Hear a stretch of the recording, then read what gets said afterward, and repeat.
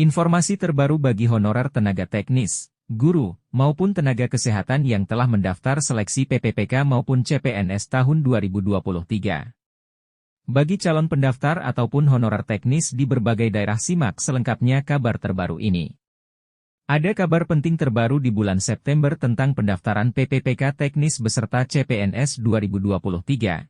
Apakah akan diangkat menjadi ASN di tahun ini? Simak selengkapnya video ini, jangan sampai gagal paham. Kabar honorer terbaru hari ini, Kementerian Agama, Kemenag, membuka pendaftaran CPNS 2023 dan pegawai pemerintah dengan perjanjian kerja, PPPK, 2023. Sekretaris Jenderal Kemenag Nizar Ali menyebutkan untuk seleksi CPNS 2023 tersedia 68 formasi. Formasi jabatan seluruhnya untuk dosen perguruan tinggi keagamaan negeri, PTKN. Pendaftaran seleksi CPNS Kementerian Agama dibuka mulai dari 22 September sampai 9 Oktober 2023. Ada 68 formasi dosen yang tersebar di 57 PTKN, ujar Nizar dalam keterangannya di Jakarta pada Senin 25 September. Dari pengumuman yang ditampilkan di portal CASN Kemenag, 68 formasi tersebut untuk 68 jabatan.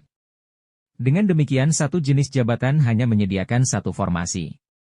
Jumlah formasi PPPK Kemenag tahun ini ada 4.057 yang tersebar di 141 satuan kerja Kemenag.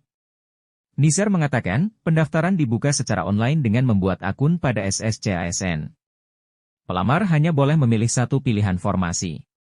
Apabila terdapat kesalahan dalam pemilihan formasi, maka menjadi tanggung jawab pelamar sendiri, kata dia. Nizar mengatakan informasi seputar seleksi CPNS dan PPPK Kemenag juga bisa diakses melalui Pusaka Superapps Kemenag.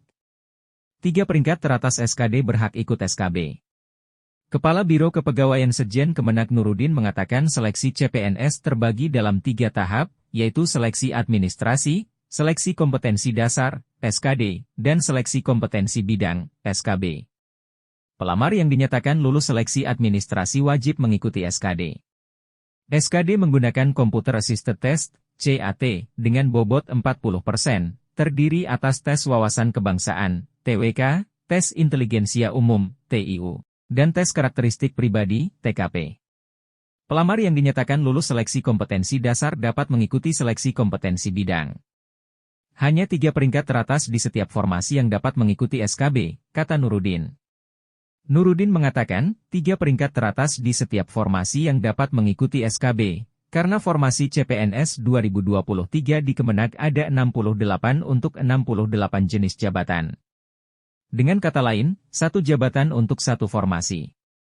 Jadi pada tahapan SKB CPNS 2023 di Kemenag, 3 peserta seleksi bersaing untuk mendapatkan 1 formasi CPNS. SKB dengan bobot 60% terdiri atas praktik kerja, bobot 35%, psikotes, 30%, dan wawancara moderasi beragama, 35%. Seleksi PPPK 2023 Kemenag. Lebih lanjut Nurudin menjelaskan, untuk seleksi calon PPPK Kemenag hanya dilakukan dalam 2 tahap, yaitu seleksi administrasi dan seleksi kompetensi.